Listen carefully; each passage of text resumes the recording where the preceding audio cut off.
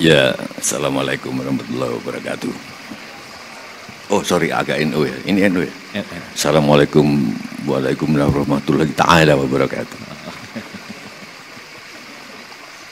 Jadi saya akan nanti saya akan nyanyi sama itu Siti sama Agus, tolong siap di kursi bisa.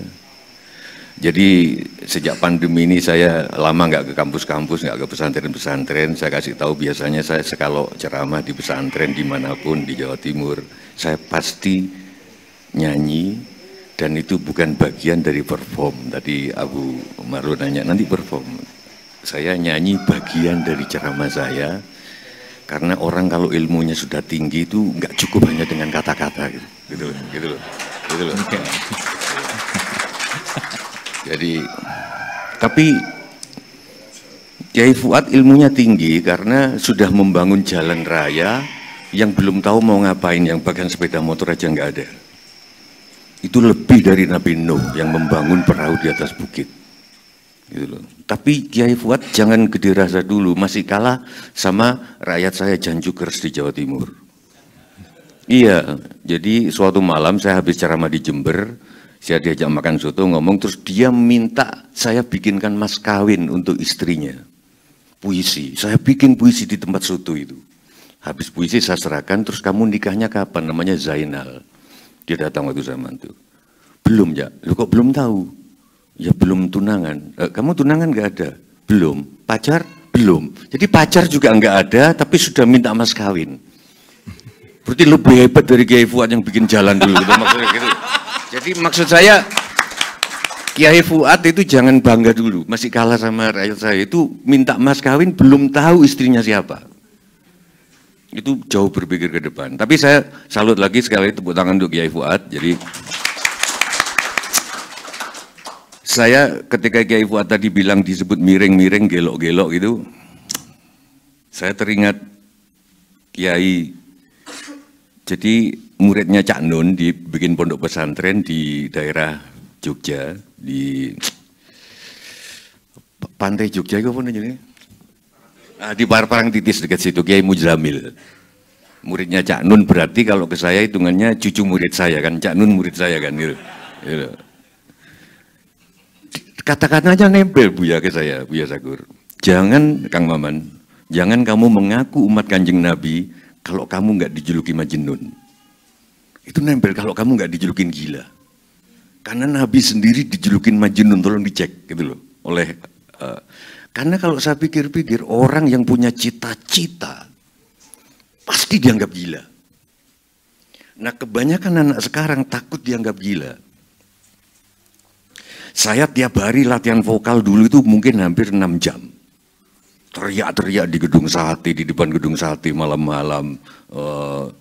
Terus apalagi sepeda motor sudah punya helm, harus pakai helm lebih. Jadi naik sepeda motor itu sambil teriak-teriak, latihan vokal. Sambil naik motor, orang gila.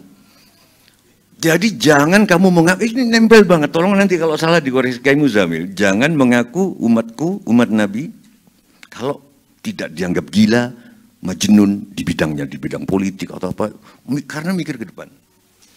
Jadi saya kira catatan itu, terus catatan untuk Buya Sakur, setahu saya kalau kita orang normal, kalau ada pengusaha sukses, jangan tanya kapan sukses. Pertanyaan yang paling bagus, berapa kali sampean gagal, ya kan?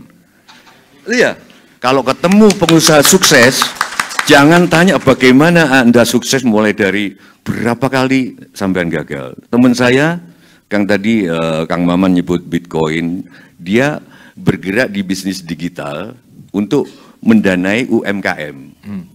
Jadi UMKM itu karena susah nyari di bank, maka dia menjadi mak comblangnya gitu Kang Maman. Siapa yang mau invest 2.000 atau 2 juta ke tukang bakso. Jadi melalui digital, nah dia dan sekarang dia jadi kaya raya. Tapi berapa kali dia gagal? Ribuan kali dia invest dan ketipu. Nah Buya Sakur ini ribuan kali gagal bertani. Tidak sukses jadi petani malah jadi kiai, gimana coba? Ini gimana Tuhan? Ini maksudnya apa gitu loh.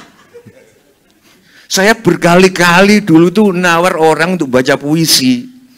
Yang nanggap saya pertama baca puisi itu Yudi Latif kan di Bandung, yang orang Pancasila Dr. Yudi Latif. Mungkin karena kasihan. Saya dikasih gudang garam betel, makanya saya minta tadi waktu pembukaan ini kenangan saya dikasih gudang garam betel 2 baca puisi di Masjid Raya Bandung. Saya nawarin tiap orang saya mau baca puisi. Gagal terus. Yudi Latif oke, tapi pasti karena kasihan. Sejak itu saya mulai baca puisi. Jadi saya kira gitu. Saya kenal sama Mang Fuad, Mang Haji itu di sebuah lahan tidur waktu itu, namanya Cijeruk di Bogor. Waktu itu saya ngomong kegaiban, kenapa sih kita terlalu, orang Islam itu terlalu logis gitu apa. Terus habis itu Mang Fuad pidato. Menarik, saya nempel, pasti Mang Fuad itu udah lupa, tapi saya ingat. Karena guru itu selalu ingat apa yang diomong muridnya gitu.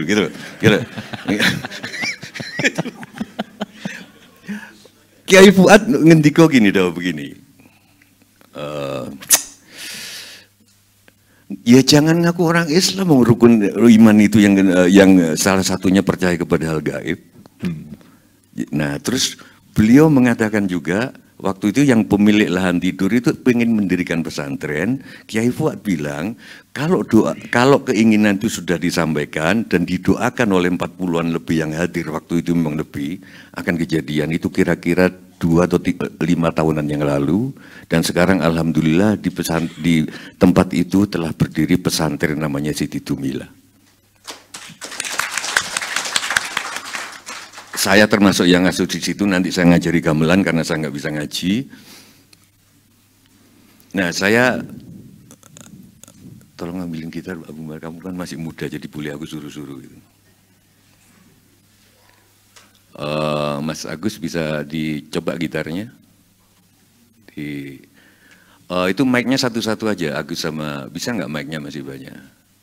Ini mohon maaf sekali kalau misalkan, ya ini nyala nggak?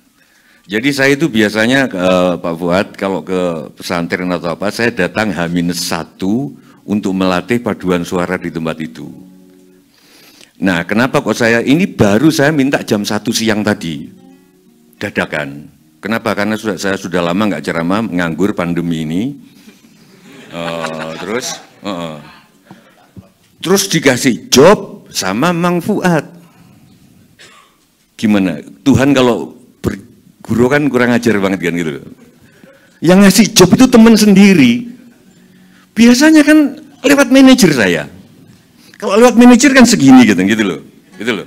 Nah kalau Mang Fuad kan saya nggak tahu mau ngasih berapa ini gitu loh. Gitu loh. Nah ketika Mbak Dadan minta berapa Mbak? Gila, presiden masa suruh mikirin itu, nggak usah dimikirin kan? Ini kan pesantren, lu kenapa? Biar Mang Fuad sendiri yang mikir gitu.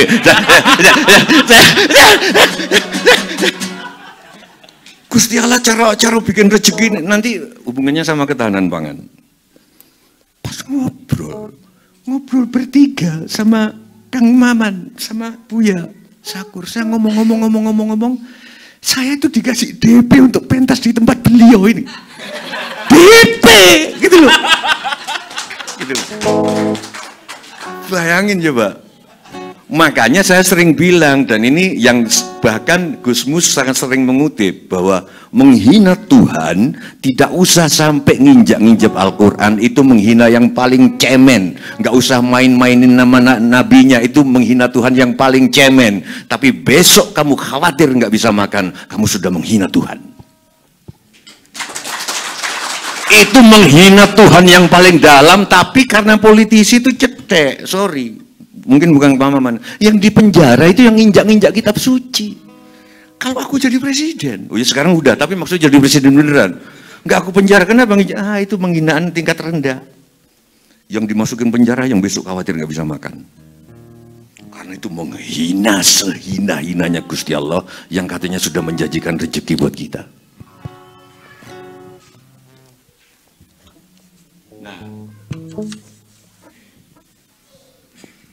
Terus pertama saya datang nah gimana saya mau minta honor coba? Setiap saya kesini saya dibawain sayur semobil. Kurang ajar nggak gitu loh? Gimana coba? Coba manusia macam apa Suciwo Tejo itu ketika ceramah di sini, terus minta honor, ngarani gitu, ngarani minta. Setiap kali ke sini aku dibawain mulai dari cipluan yang cerenet itu tadi itu apa itu? Wih, itu istriku sampai muntah-muntah, banyak banget. Menurut sampean masih boleh nggak aku minta honor? Nggak, kira-kira boleh? Nggak boleh. Nah, saya datang pertama disambut sama musik di saung. Nah, begitu karena saya senang musik, saya ke saung itu nyamperin. Musiknya ya musik-musik itulah. Terus saya goda dengan musik yang saya suka dari filsuf besar Tanah Pasundan, namanya Kiai Haji Hasan Mustafa. Kelahiran Garut, bukunya sekarang diterbitkan oleh Mizan. Kedengaran gitarnya? Cek aing Allah mah batur. Lagunya saya yang bikin, tapi cek aing Allah mah batur, cek batur Allah mah aing. Cek aing Allah mah eta, cek eta Allah mah aing. Cek aing Allah mah saha, cek saha Allah mah aing. Kiai Haji Fuad seneng, tapi dadan. Mas ini terlalu tasawuf mas ini loh, bahaya ini mas gitu loh. Loh nggak bisa, kan terakhir cek saha Allah mah aing, ada gitunya kan. Cek aing Allah mah eta, cek eta Allah ma aing, cek aing Allah ma eta batur, cek batur Allah ma aing, cek aing Allah ma saha, cek saha Allah ma aing. Aku bawakan ini di IAIN, di Parepare, di Jambi, di pesantren-pesantren Jawa Timur, lagu sudah semua nyanyi. Di sini nggak akan saya bawakan karena saya takut dimarahi Bang Dadan. Jadi saya akan nyanyi ini aja.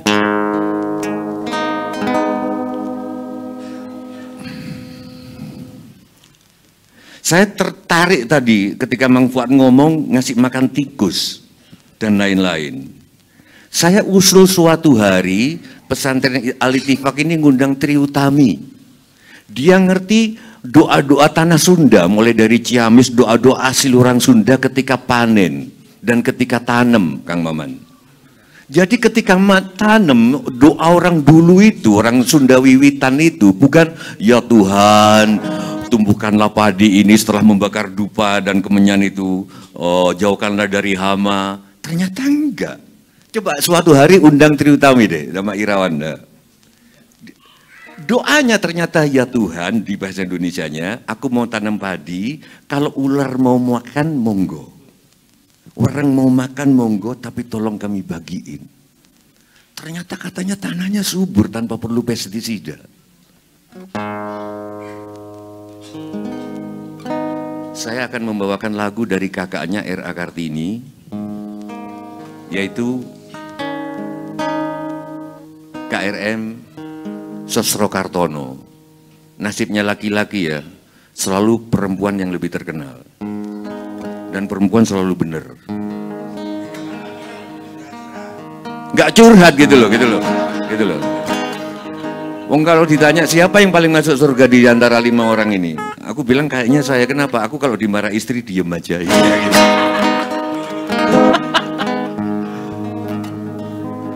Jadi Sosro Kartono ini menguasai 32 bahasa asing. Pernah jadi wartawan perang dunia di Eropa, wartawan perang dunia 1, pernah menjadi gurunya Soekarno, pernah menjadi tabib dengan air putih yang dibacain Al-Quran di Bandung. Lagunya begini. Suke tanpa pondo, diktoyo tanpa aji. Sebentar ya. Terima mawi pasrah sepi pamre tepi hajre. Nyambung sama kedaulatan pangan. Jadi kalau sugi tanpa bondo itu artinya kaya, boleh kaya seperti pesantren sini. Yang penting tidak melekat pada kekayaan itu. Itu luar biasa. Suke tanpa bondo, digdaya tanpa aji, terima mawi pasrah, sepi pamrih tepi ajri. Yang pasrah akan dijauhkan dari rasa takut untuk mengolah lahan tidur dan lain sebagainya. Tapi harus jelas. Dengan kunci dari Buya Sakur tadi bahwa ternyata aku juga baru tahu, terima kasih, menidurkan lahan itu dosa besar. Kalau menidurkan awewe dosa apa itu?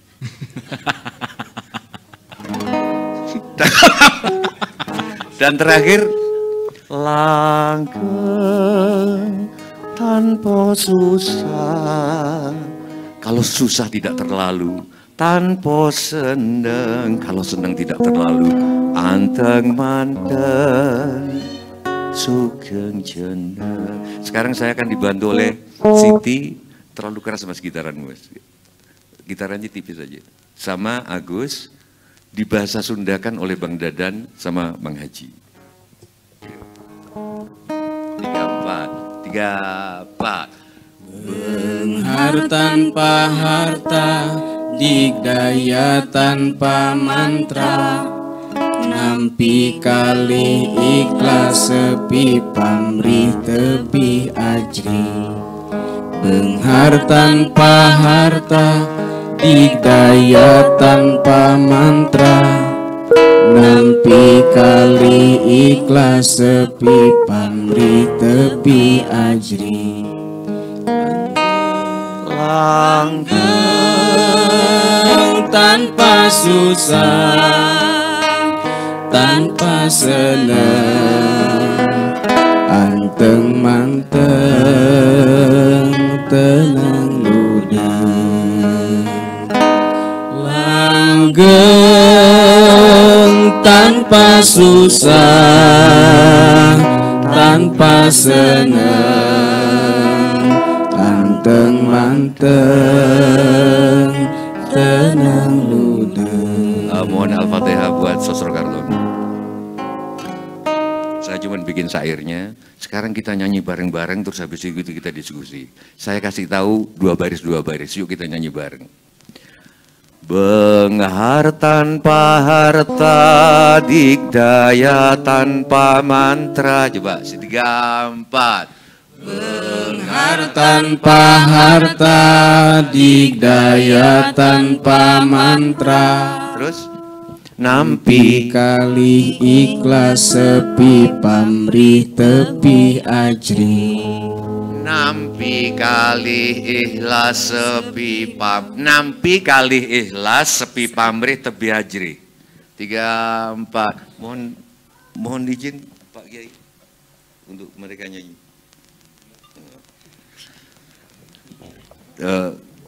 Apa tadi? Nampi kali ikhlas sepi pamrih tebi ajri. Lagi. Nampi kali ikhlas sepi pamrih tebi ajri. Kita awali dari benghar tanpa harta, digdaya tanpa mantra. Yuk dari situ ya. Tepuk tangan semuanya dulu untuk kita semua. Untuk kita ya, untuk kita. Bukan untuk kami, karena ada toko kita gitu. Enggak, ini guyon-guyon. Teman-temanku juga banyak di kami. 3, 4. Benghar tanpa harta, digdaya tanpa mantra, nanti kali ikhlas sepi pamrih tepi. 2 kali.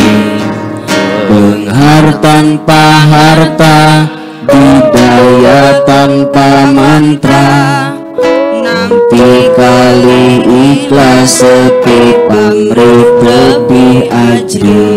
Terus lanjutannya, kalau kita sudah begitu, kata Sosro Kartono, kalau orang sudah begitu akan langgeng tanpa susah, tanpa senang. 3, 4. Langgeng tanpa susah, tanpa senang, anteng manteng teneng hideng. Teneng ludeng. Oke. Anteng manteng tenang ludeng. 3, 4. Langgeng tanpa susah, Tanpa senang, tanpa senang. anteng manteng, anteng manteng tenang ludeng. Tenang ludeng. Yuk kita nyanyi dari awal. Benghar tanpa harta, dikdaya tanpa mantra, yang dikali ikhlas sepi pamri tepi aja. Benghar tanpa harta, dikdaya tanpa mantra, yang dikali ikhlas sepi pamri tepi aja. Langgeng, tanpa susah, tanpa senang, anteng manteng tenang ludeng. sekali lagi, langgeng. Langgeng tanpa susah, tanpa senang, anteng manteng tenang ludeng. Anteng manteng sesarengan. Tenang Manteng tenang hidung, tenang hidung. Sekian untuk pembukaan. Luar biasa. Boleh tepuk tangan dulu dong untuk Presiden Jan Jukars. Alhamdulillah, lengkap sekali malam hari ini ya. Dari pertanian ada, dari kitab kuning ada, kitab putih ada, kitab abu-abu ada, seni ada, dan luar biasa malam ini. Boleh tepuk tangan dulu buat kita semua. Asik. Dan kini tiba saatnya saya rasa kita perlu, namanya juga judulnya adalah dialog. Dialog itu harus ada feedback, harus ada penyampaian juga dari audiens. Maka diberi kesempatan untuk kita tanya jawab dan diskusi. Dan ini saya rasa peserta yang di Zoom online pun atau yang di YouTube boleh juga, silakan. Dan bagi Bapak dan Ibu yang ada di sini juga boleh bertanya atau memberikan apresiasi. Dan saya rasa ini kesempatan yang sangat luar biasa karena pembicara kita yang ada di depan ini sangat luar biasa. Oke, adakah dari teman-teman di Zoom atau di online? Atau mungkin Ibu dan Bapak yang ada di sini ada yang mau memberikan apresiasi atau pertanyaan kepada para narasumber yang ada di depan di sini, dipersilakan.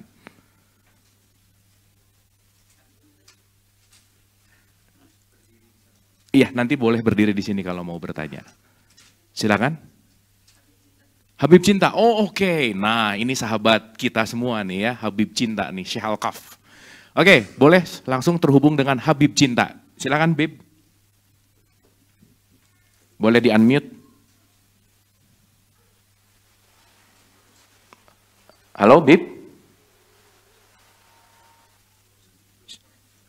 Apakah sudah terdengar? Sebentar, ini saya... Ya, halo. Oke, suaranya udah oke banget nih. Oke, Bib, apa kabar, Ya, Bib? sehat. Alhamdulillah, sehat. Sehat ya, Bib ya? Alhamdulillah, sehat, antum sehat. Alhamdulillahirobbilalamin. Oke, Bib. Iya. Kita selalu menunggu apresiasi dari Habib Cinta ini. Silakan. Oke, saya ingin memberi tanggapan sedikit dan kemudian melontarkan satu pertanyaan. Singkat saja, tema yang menarik ketika pesantren diminta untuk memberikan kontribusi terutama di bidang pangan ya, kaitannya tadi masalah pertanian dan lain sebagainya. Di sini yang perlu saya tanya pertama adalah kenapa pesantren itu, kenapa sedikit sekali pesantren-pesantren yang berani melakukan sebuah terobosan, baik di bidang keilmuan tradisional atau keilmuan yang mutakhir, dan juga di bidang sains ya.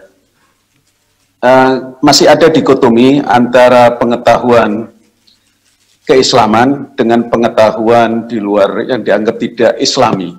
Itu masih kental sehingga pesantren-pesantren kelihatan mandek dan berhenti di tempat. Apa yang dilakukan oleh pesantren Al-Tifak ya, yang dilakukan oleh, yang dimotori oleh Kiai Fuad itu luar biasa, merupakan sebuah terobosan yang menunjukkan sebetulnya pesantren bisa berkiprah lebih luas lagi. Oke. Lah, bagaimana mendorong pesantren punya greget yang sama, punya sebuah visi yang pesantren yang visioner lah.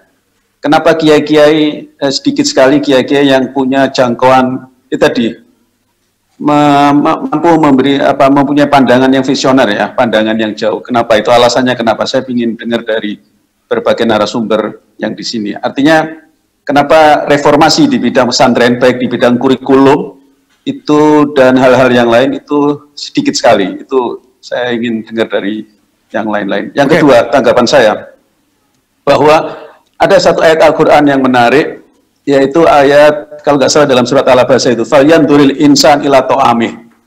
Ini luar biasa, Al-Quran memberi sebuah perhatian kepada masalah makanan, masalah nutrisi. Ya, adalah manusia memperhatikan makanannya. Berbagai persoalan ini yang ada, termasuk bangsa kita, centang perenang yang ada ini, berbagai masalah ini, salah satunya karena kita mendapatkan nutrisi yang kurang berkah. Ya, sedikit sekali orang-orang yang gila kita temukan sekarang, gila yang berkah ya, yang tadi disyaratkan oleh Kang Tejo ya. Ya banyak orang yang sebetulnya menganggap dirinya waras, tapi pada saat yang sama mungkin dia gila yang sesungguhnya. Tetapi orang gila yang berkah ini yang sebetulnya orang gila yang berani melakukan sebuah terobosan, orang gila yang memandang yang jauh. Lah, makanan ini menjadi penting. Saya bisa bayangkan kalau kemudian misalnya orang seperti Kiai Fuad, orang seperti Buya Sakur, dia mendidik petani-petani sebelum menanam, diberitahu bagaimana menanam misalnya dengan membaca tasbih, membaca sholawat, dan ketika dia melakukan sebuah proses pertanian dari awal sampai akhir, dari dia menebar benih dan seterusnya, itu tawakal kepada Allah dan tidak melihat peran dirinya. Antum tazra'unahu am nahnu zari'un. Hakikat yang menanam, yang menumbuhkan, itu semua Allah Subhanahu wa Ta'ala, dan betul-betul melakukan sebuah proses penanaman dengan menggunakan bahan-bahan yang bisa dipertanggungjawabkan secara medis, karena yang dimakan ini untuk manusia. Manusia itu makhluk Allah yang paling mulia.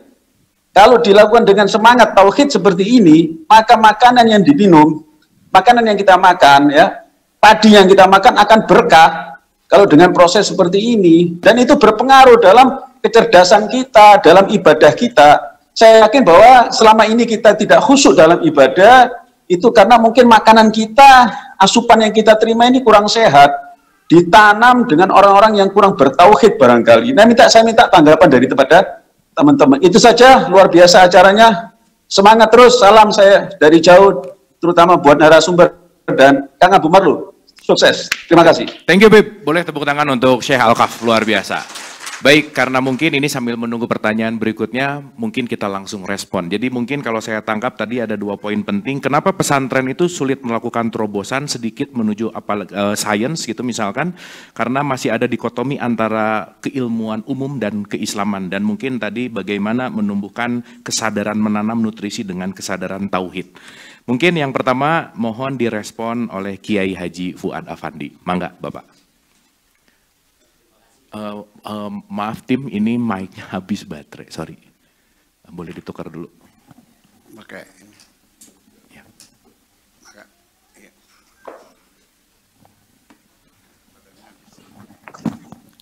Menurut saya, Bib, bukan keterangan yang salah atau program salah. Mereka yang belum ngertos. Sebab kalau sudah ngerti, ngikut. Itu yang pertama. Yang kedua, kenapa to'am? Sebab Imam Al-Ghazali mengatakan, kul masyita takhruj minhu. Makan, sekendak Anda, silahkan. Insya Allah nanti akan keluar energi sebagaimana yang dimakan. Kalau makan dapat tani, ya tentu pikirannya, tukar tokernya, tangannya, semuanya ke pertanian. Makan dapat nyopet pasti, kakinya juga bergerak.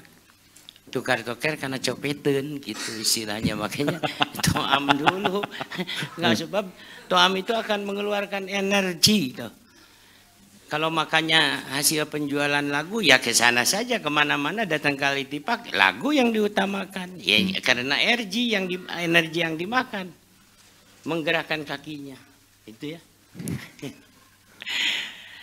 Lantas menurut paham saya ini salah penerapan, salah penafsiran. Jadi manusia itu wajib berilmu tapi tidak ada gunanya ilmu kalau tidak beramal. Amal pun kosong kalau tidak ikhlas, ikhlas pun tidak ada faidahnya kalau tidak haub. Nah, menerapkan haub ini salah. Haubnya bukan haub siksa Allah. Wedi ing siksane Allah, tapi wedi miskin, wedi sengsara, wedi gagal. Yang dipikirnya bukan wedi atas adab Allah, atas laknat Allah, bebendu Allah. Wedi gagal, wedi salah. Tuh. Makanya saya masih ingat kata-kata terakhir dari Gus Dur, ya Fuad, kalau punya cita-cita jangan terhalang dengan fakta yang nyata. Teruskan. Gitu. Jadi pokoknya pola pikir, makanya saya mengharap setiap pesantren ingat riwayat Nabi Adam setelah didatangkan dari surga diusir ke dunia. Lapar Nabi Adam itu. Jibril lapar, sabar Adam. Ini bukan surga, ini dunia gitu. Sabar. Datang Jibril malah bawa sapi 2.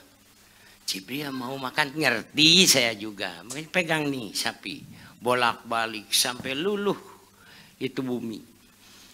Baru ditanam.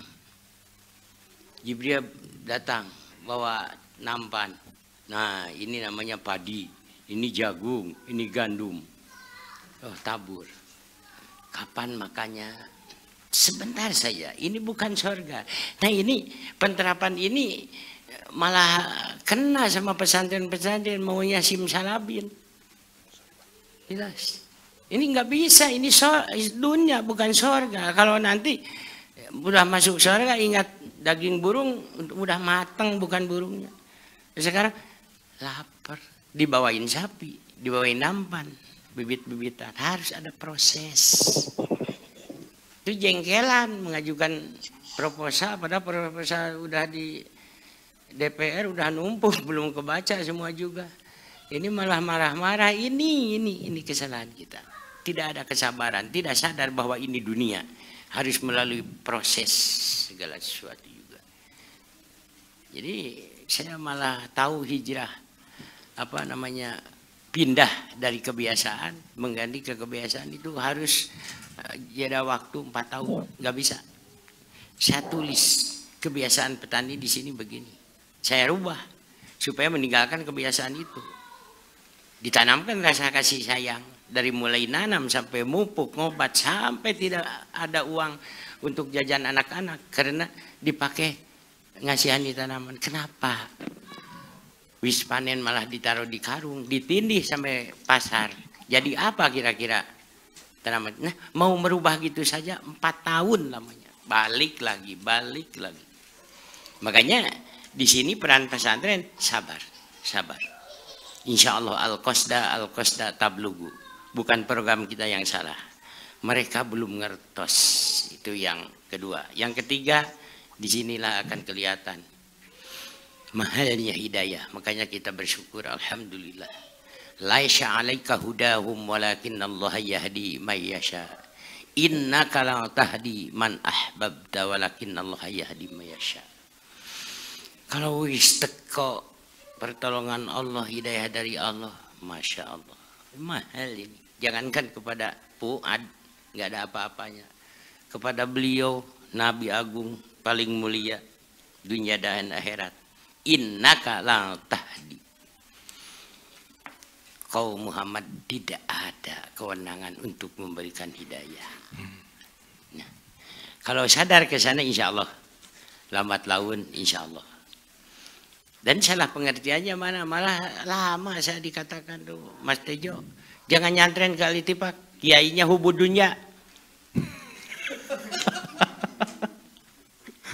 Makanya saya sering ngomong, apa haram kalau kiai punya alpad? Enggak. Yang namanya kiai jangankan punya alpad, punya istri lagi juga boleh, Kang Maman. Kiai mah. Gitu. Jadi saya mohon dengan sangat diadakannya dialog ini biar para kiai bersabarlah membina umat Rasulullah SAW. Kita tidak diwarisi kebun korma dan anak unta, tapi kita diwarisi umat. Mari kita bareng-bareng mensejahterakan, memerdekakan perekonomian umat. Insya Allah kapan-kapan kita ketemu dengan Rasulullah SAW akan ditanya, bagaimana urusan kamu terhadap umat. Nah ini, makanya tepat banget kalau perekonomian ini, to'am ini, cobalah pondok pesantren menjadi soko guru, menjadi uswah hasanah itu.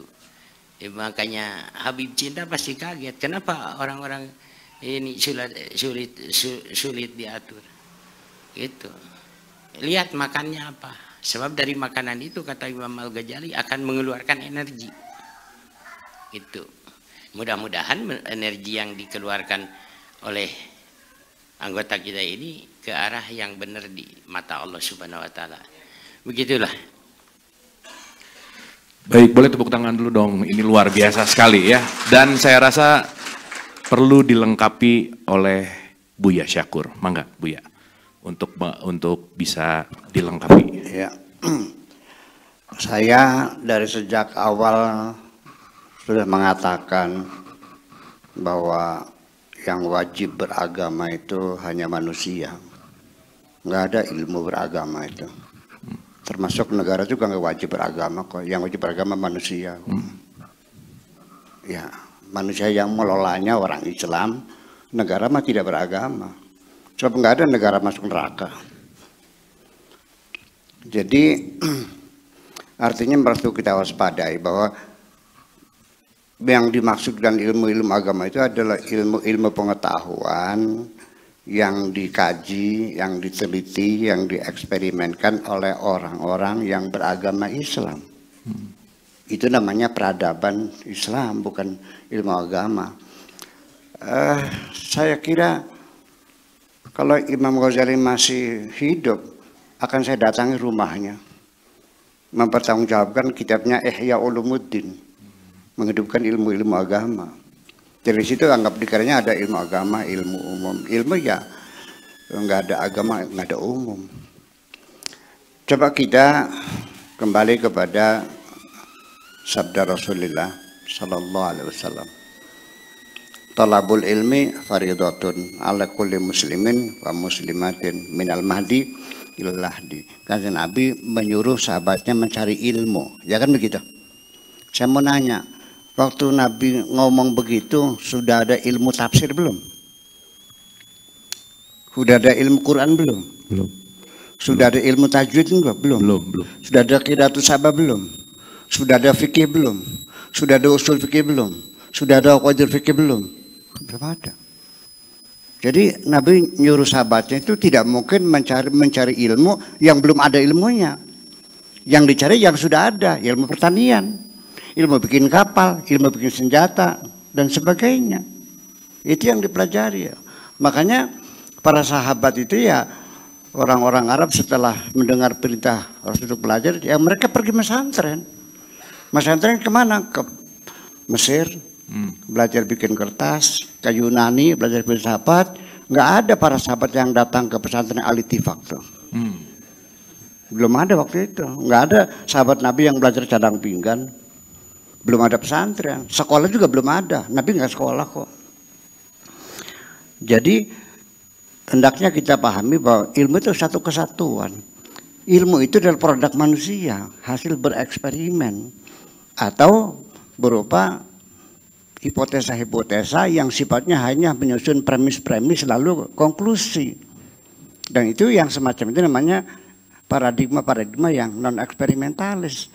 Tapi ketika diuji coba berulang-ulang dengan hasil yang sama lalu dibuat kaidah umum, itu namanya paradigma yang eksperimentalis. Jadi kalau sudah eksperimentalis nggak percaya juga, terlalu gobloknya, kan begitu persoalannya.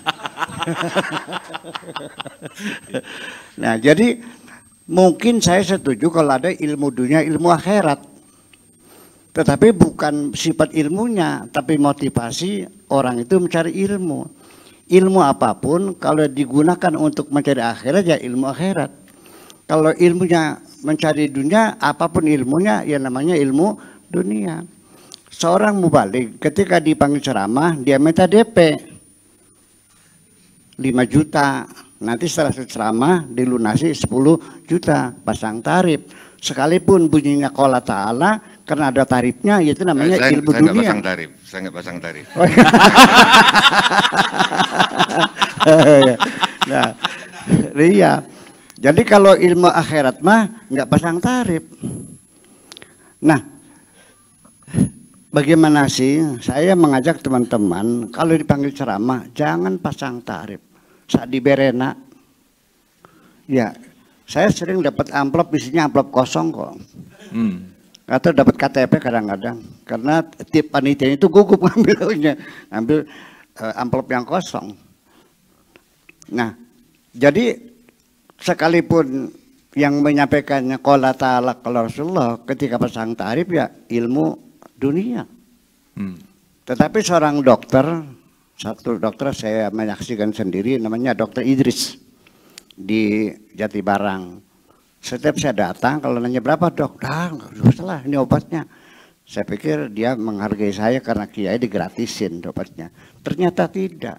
Pernah saya masuk situ ada pasien orang perempuan ya kumuh bajunya, setelah dikasih obat terus nanya dok berapa, udah bu, udah nggak usah, tunggu pulang aja mas. Oh jadi ternyata kalau yang miskin digratisin. Sekalipun di sekolahnya kedokteran itu ilmu akhirat. Sekalipun belajarannya ilmu Al-Quran hadis, tapi karena pasang tarif itu ilmu dunia. Itu saja kira-kira. Terima kasih. Oke, luar biasa, luar biasa. Mungkin kita minta sedikit pandangan dari Kang Maman nih tentang tadi karena berbicara tentang Yuval Noah Harari gitu ya. Yuval Noah Harari itu kan ke depan sekali gitu. Poin pentingnya adalah bagaimana dikotomi antara ilmu agama dan sains gitu. Mangga Kang Maman. Oke, terima kasih Abu Marlo. Nah, Bapak Ibu sekalian, pesantren itu punya prinsip kaifa nataqaddam duna natakhala'ni turas. Bagaimana pesantren selalu maju berkompetisi tanpa meninggalkan at-turas. Tradisi kita itu tradisi Islam, Ahlus Sunnah wal Jamaah, yang tentu di dalamnya Al-Quran, hadis, ijma, dan qiyas. Nah, kita melihat bahwa ketika kita membaca Al-Quran, membaca hadis, membaca at-turas yang lain, kita terpaku kepada dua konsep hubungan. Pertama, hablum minallah, yang kedua, hablum minan nas. Al-Imran 112, Duribat alaihimudillatu aynama thuqifu illa bihabli minallah wa habli minan nas. Padahal, kalau kita mengacu kepada keseluruhan jumlah ayat Al-Quran, yang dengan mudah kita menyebutkannya 6.666, itu sebenarnya hafalan aja, jumlahnya tidak sekian. Nah, kita melihat ayat tentang hukum itu hanya 500. Ayat tentang hubungan dengan manusia itu sekitar 1000-an. Artinya sisanya hampir 70% atau malah 80% adalah ayat tentang hablum minal alam. Hubungan dengan alam, hubungan dengan lingkungan. Nah ini yang tidak dielaborasi oleh masyarakat pesantren dan itu dimulai dari Kiai Fuad Afandi. Hablum minal alam inilah yang sebenarnya membuat kita ada keterpisahan antara sains dan juga agama. Itu yang dikatakan oleh Albert Einstein, di mana orang yang beragama tanpa ilmu pengetahuan, dia akan selalu lumpuh. Tidak bisa bersaing, tidak bisa bertarung. Tetapi sebaliknya orang yang berpengetahuan, without religion, tanpa agama, dia akan buta. Muncullah nuklir, muncullah hari ini persaingan vaksin, muncullah hari ini berita hoax, dan lain sebagainya. Maka kata Albert Einstein, dua-duanya harus dipakai antara science of and religion. Seperti itu. Dan itu yang disebut dengan spiritualitas. Nah, kita hari ini menyembah agama, bukan menyembah Allah. Kita hari ini percaya kepada institusi, kepada figur orang, bukan kepada values. Dan itu yang membuat beberapa pesantren akhirnya tidak bisa melakukan adaptasi perubahan yang cepat dalam kehidupan seperti ini. Itu problem pertama menurut saya. Kita hanya terpaku kepada hablum minallah, hablum minan nas, tapi gagal untuk membaca hablum minal alam. Bahkan hablum minallah pun hari ini sudah tidak menjadi hablum minan nas. Ada orang yang merasa dekat banget sama Tuhan, tapi jauh dengan tetangga. Ada orang yang bolak-balik naik haji, tapi korupsi. Ada orang yang berkali-kali dia fasih membaca sholawat, tetapi fasih melaknat orang lain. Dia kan merasa begitu dekat dengan Allah, tapi sesungguhnya orang yang dekat dengan Allah pasti dekat dengan sesama manusia. Siapapun manusianya. Kata Rasul, silman qata'aka. Sambungkan silaturahmi bagi orang yang memutuskan silaturahmi. Saya mengutip Noah Harari, kalau orang yang picik pikirannya, dia akan nanya, siapa Noah Harari? Dia Yahudi, dia homo, dan lain sebagainya. Ngapain pendapat Yahudi? Ngapain pendapat homo, dan sebagainya? Kalau saya belajar itu dari mana saja. Khudil hikmah min ayyi wi'ain kharajat. Dari manapun. Nah, orang Islam tiba-tiba selalu bertanya siapa dulu? Dari siapa dulu, bukan apa dulu. Padahal ambil aja dulu, belajar bagaimana. Misalnya hari ini kita tidak bisa. Apakah kita hari ini tidak mau memakai media sosial? Di mana Marx misalnya membuat Facebook dan Facebook membelikan Twitter dan lain sebagainya. Apa kita mau mengharamkan itu? Seperti itu Bapak. Nah yang kedua, di samping prinsip kaifan nataqaddam duna anata'anaturas, saya mengatakan bahwa pesantren seharusnya itu siap dengan dunia modern. Modern itu bukan berarti mewah-mewahan. Modern itu siap dengan manajemen baru, dengan sikap baru. Itu yang, mohon maaf Mbak Tejo, ini jargonnya kita. Kita sering bilang normalitas baru membutuhkan moralitas baru. Kayak gitu. Tolong dicatat Abu Marlo, ini keren bahasanya. Dan itu sebentar lagi Kiai dijadiin status. Normalitas baru membutuhkan moralitas baru. Nah, moralitas baru itu yang kita tidak bisa. Saya tidak setuju Buya Syakur tadi soal amplop. Bapak. Karena hari ini orang yang tidak menentukan tarif, lalu dia marah-marah ketika amplopnya kosong, itu tidak ikhlas juga. Bapak. Yang lebih baik itu adalah orang yang dia ikhlas. Nggak diamplopin, aku ikhlas. Gitu. Oke, nah itu diomongin aja udah nggak ikhlas. Bapak. Tapi berarti harus dicek dulu, jangan-jangan kosong yang tadi. Saya pernah memimpin ketua lembaga dakwah pengurus besar Nahdlatul Ulama. Saya bilang manajemen modern seorang dai itu harus bisa memenuhi keinginan publik. Publik pingin apa? Saya bilang tadi di ceramah tadi di atas itu, ketika saya ke Eropa, maka temanya itu tidak ada tema tentang fadilah raja, fadilah muharam dan sebagainya. Yang ada tentang perubahan iklim, yang ada tentang ketersesakan, yang ada tentang krisis air, yang ada tentang bagaimana polusi dan lain sebagainya. Ada nggak Al-Qur'annya?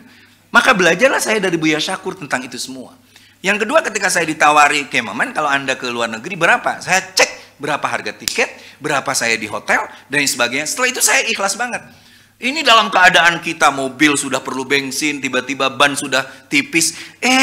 Tiba-tiba ikhlas. Ban tiba-tiba meletus, berapa dakwah kita yang terbengkalai gara-gara ikhlas yang salah. Bapak, menurut saya terima aja. Yang harus ikhlas itu adalah kiainya, tetapi pemberinya itu tidak boleh ikhlas, harus besar. Semakin besar semakin ikhlas. Itu yang penting. Dan itu ada di bukunya Jalaluddin Rahmat, Bu. Jadi menurut saya Bapak, tolong manajemen modern. Ini baru DP-nya loh. Bapak, manajemen modern itu saya lihat kenapa saya Bentar. Saya mau menunjukkan ciri laki-laki yang baik. Ini nggak akan saya buka kecuali yang buka istri saya. Pokoknya kalau kelihatan kecil ke istri, kalau Bapak, kalau Mas Tejo itu dijamin lah tidak akan dimarahi sama Allah di akhirat karena dia begitu tersiksa di alam dunia sama istrinya.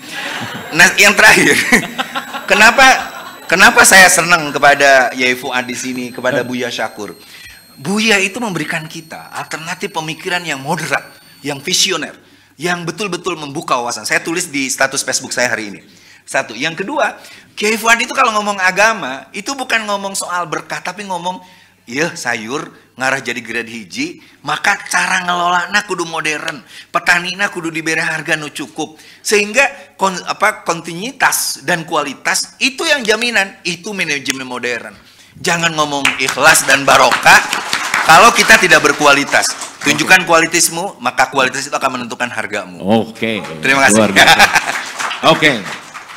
Normalitas baru perlu moralitas baru. Nah, itu tolong diingat baik-baik. Oke, kalau gitu, Mbah, sebagai presiden, bagaimana menyikapi atau menanggapi ini semua?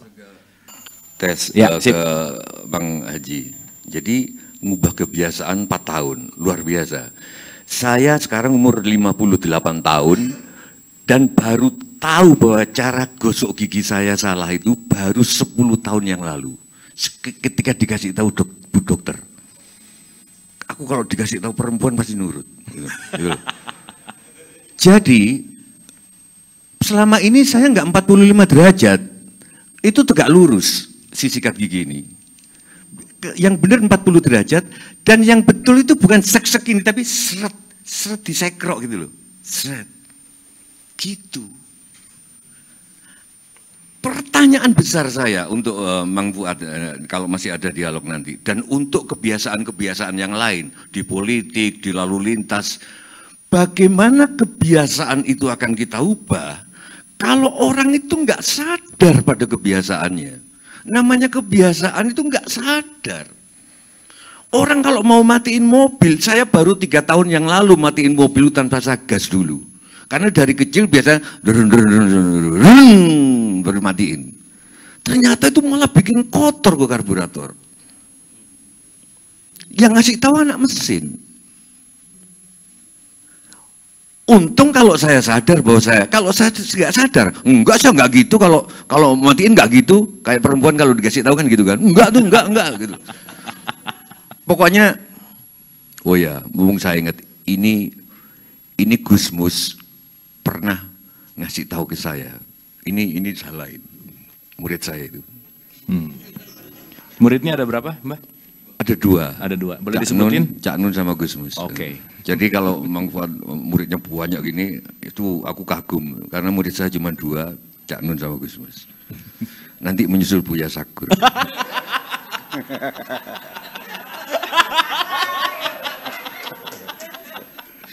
Jadi gini, kenapa kok satu-satunya akad yang diakui oleh Gusti Allah cuma nikah?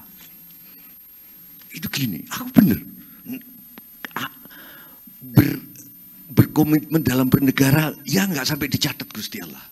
Berkomitmen dalam organisasi, tapi komitmen nikah itu satu-satunya, kata Gusmus ini. Total. Karena kalau orang politik itu, misalkan Kang Maman sama Gatot Nurmantio berseberangan kan, gitu loh. Tapi jauhan kan, ini logika saya. Sedangkan laki-laki sama perempuan yang nikah itu dalam banyak hal itu beda. Laki-laki itu secara tubuh itu kerasnya itu subuh, perempuan maunya malam. Karena kalau pagi kan dia nyiapin anaknya sekolah, nyiapin nyiapin sarapan, nyiapin itu. Padahal kita itu kerasnya pagi.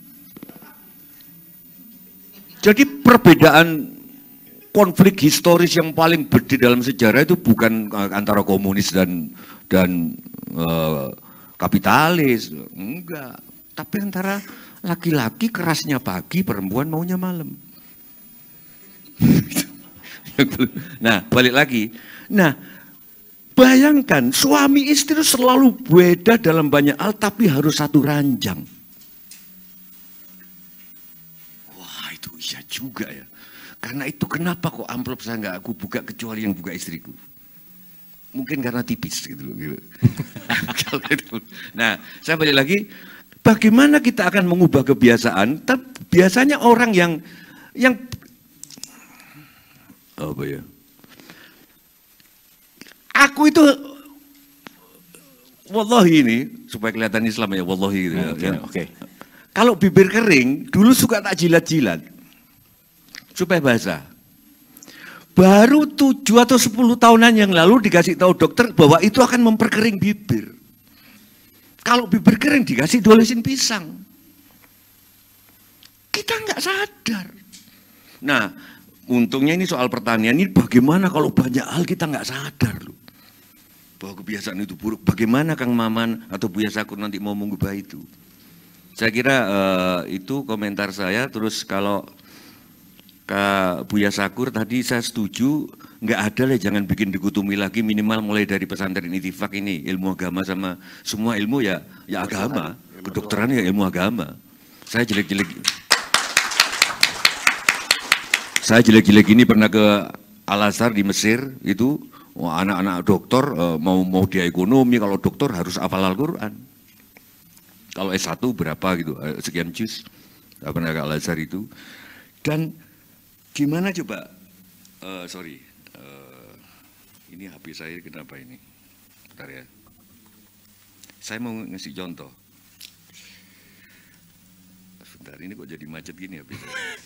Habis baterainya? Enggak. Jadi kira-kira begini. Nah, Ini kuno, sangat kuno. Sebelum ada bahasa Jawa, bahasa Sanskrit, itu tertulis di monumen kayak gini. Sang-sangkan paraning syarat sakala di sekalat maka kita. Engkau adalah Tuhan, adalah Engkau yang selalu hadir kepada yang tampak maupun yang tidak tampak bila khusyuk berbakti kepadamu. Berbakti ini kan bisa mengolah lahan. Terus, ring ange begi yoga kiteng sakala, Engkau jelas bagi mereka yang tidak melihatmu. Ini nenek moyang kita loh. Katemu tamari kasitan katemu, Engkau yang ditemukan oleh mereka yang tidak mencarimu. Kahidep tapamarika sitan kahidep, Engkau yang tersentuh oleh mereka yang tidak menyentuhmu. Siapa tahu yang menyentuh Tuhan itu justru bukan yang tiap hari baca, tiap hari tapi yang mengolah lahan. Harus ada revolusi itu, Kang Mang Fuad, kalau menurut saya. Siapa tahu Al-Qur'annya itu ya lahan ini. Ini nendang banget. Engkau adalah yang ditemukan oleh mereka yang tidak mencarimu. Ternyata ilmu pengetahuan ahli saraf itu Riawan mengatakan pada saya, Rio ternyata Hasan. Rio Hasan. Kok Rio enggak teman, Rio Hasan, ya ahli saraf. Dia ulang-alik Jepang Indonesia, bedah saraf. Kalau kebahagiaan itu adalah Tuhan, ternyata di dalam ilmu saraf kedokteran modern, kebahagiaan itu justru ditemukan oleh mereka yang tidak mencari. Just melakoni. Gimana kita nggak menyebut bahwa ilmu kedokteran itu agama? Itu loh maksudku. Ternyata agama. Ahli saraf membuktikan justru yang bisa dicari hanyalah ketenangan, inner peace. Cek deh. Tapi happiness nggak bisa dicari. Nah sekarang sebagai pengakhir aku tak nyanyi mana, supaya soalnya latihannya sudah 2 lagu dan udah. Ini tolong Siti. Problem saya selalu ada di Siti tadi waktu latihan mulai jam 1 siang.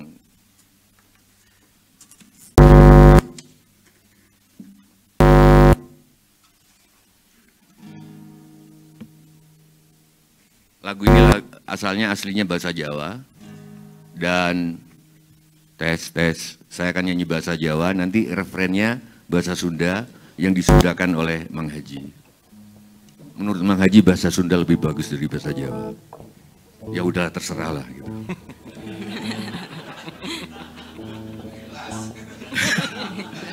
Ini lagu tentang orang-orang bertanya, wong takon, wosing tur angkoro. Sampai kapan kebiasaan-kebiasaan tak disadari oleh manusia, angkara murka. Wong takon wosing tur angkoro. Antarane riko karo iki, antara kita semua. Angkara murka yang tidak kita sadari sebagai angkara murka, yaitu kebiasaan yang tidak disadari bahwa itu salah. Sumebar ron-ronane koro, tersebar daun-daun kara. Janji sabar sakwetoro, bersabarlah untuk sementara waktu. Oh iya, ini ilmiah juga, sorry.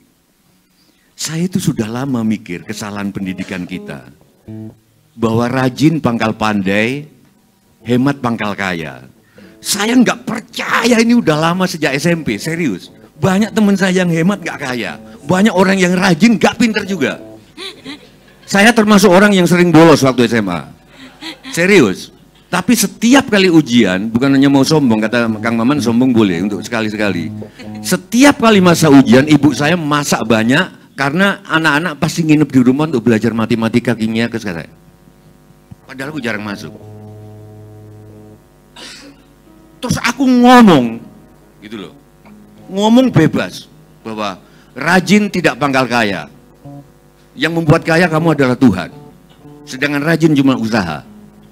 Hemat tidak pangkal, rajin tidak pangkal pinter, hemat tidak pangkal kaya. Hemat adalah hal lain, kaya adalah urusan Tuhan. Ternyata 3 tahun yang lalu Mas Dadan, saya lo itu Ibnu Athaillah. Omongan saya sudah diomongin atau makanya Buya Sakur bener, Sujiwo Tejo itu ngomong apa aja lah, nanti saya cari dalilnya daluran, katanya gitu loh. Gitu. Ternyata menurut Ibnu Athaillah, Rajin itu makhluk, pandai itu makhluk. Cuman sering digabung sama Gusti Allah kebiasaannya. Begitu ndak digabung iri pengen loh. Sana enggak Sujiwo Tejo jarang belajar kok gitu loh. Pak Fuad itu lulusan SD gitu loh. Tapi kok bisa ngajari dokter-dokter ini gimana ya, Pak? SD nggak lulus. Muridnya dokter-dokter, profesor-profesor. Gimana yang belajar dokter 3 tahun? Oh, S3 ya apa ini? Coba. Artinya ilmu begitu kalau digadukkan sama agama, semua itu ilmu psikologi kan, semua jadi agama. Saya bisa menjelaskan, saya termasuk waktu kecilnya, saya waktu kecil nggak percaya bahwa Adam itu terusir karena makan buah koldi. Itu cuman cerita supaya enak bagi saya. Bagi saya waktu itu Adam tidak mensyukuri nikmatnya. Bahwa dia sudah dikasih, nggak usah berusaha apa-apa, tiba-tiba ada, lama-lama bosen. Terus dibisikin, kamu hidup di tempat lain enak, di sana kalau mau itu harus berusaha. Baru dapat sesuatu. Ternyata Ibnu Athaillah juga bilang bahwa itu namanya alam tajrid sama alam asbab. Contohnya beliau ini, dia menjadi nggak sadar bahwa hidupnya di alam tajrid, di ulama, yang nggak usah kerja tapi dapat duit. Entah dari ceramah, dari apa. Dia memaksain jadi alam asbab. Bercocok tanam, gagal berkali-kali kan. Terus ada setan yang membisiki. Hidup kamu nggak di situ, hidup kamu di alam tajrid. Tapi berapa banyak yang orang hidupnya di alam tajrid, harusnya nggak ngapa-ngapain, memaksakan di alam asbab. Sudah enak-enak jadi ketua yayasan, gitu. Maksain jadi kepala sekolah. Kacau sekolahnya. Gitu loh. Nah, Sujiwo Tejo hidup di alam apa? Alam amfibi. Iya. Yeah. Oke ya, biar nggak kemalaman, sorry. Wong takon wosing tur angkara antarane riko aku iki sumebaron ronane goro janji sabar sautara wektu kala mangsane titi kala mongso. Ayo mic-nya dari depan 3, 4. Sadia doana. Tepuk tangan untuk Bang Fuad ini yang bikin Bang Fuad. Lagi 3, lagi 3, 4. Mung Sakia doana gadin tente ngirangan sejang pes angkara murka titi kala mangsa. Tepuk tangan untuk Siti sama Agus.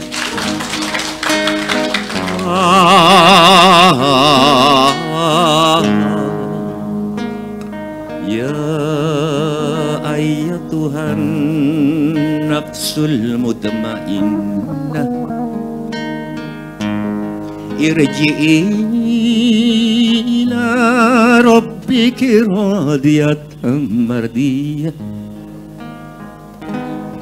fadkhuli fi ibadi wadkhuli jannati.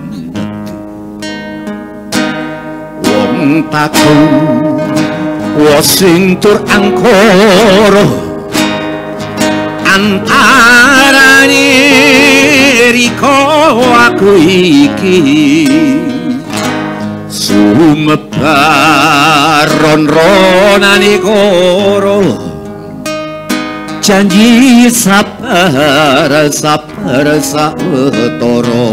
wektu. Sabar kata Kang Fuad, sabar. kaya mangsane titi kala mangsa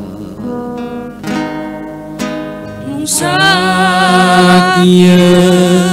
doana unggah dinten teh ngirangan sejanum pes angkara murka titi kala mangsa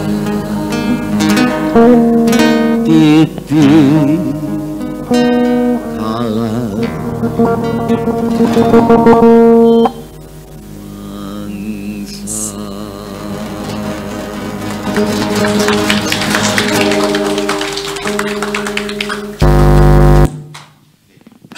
Oke, luar biasa. Sekali lagi boleh tepuk tangan untuk Presiden Ganjukar Sujiwo Tejo. Assalamualaikum sahabat Teras Cinta dimanapun panjenengan berada. Terima kasih sudah menyaksikan video ini sampai selesai. Semoga bisa diambil manfaatnya. Terima kasih, matur nuwun, salam cinta, tetap tebarkan cinta di mana-mana. Assalamualaikum warahmatullahi wabarakatuh.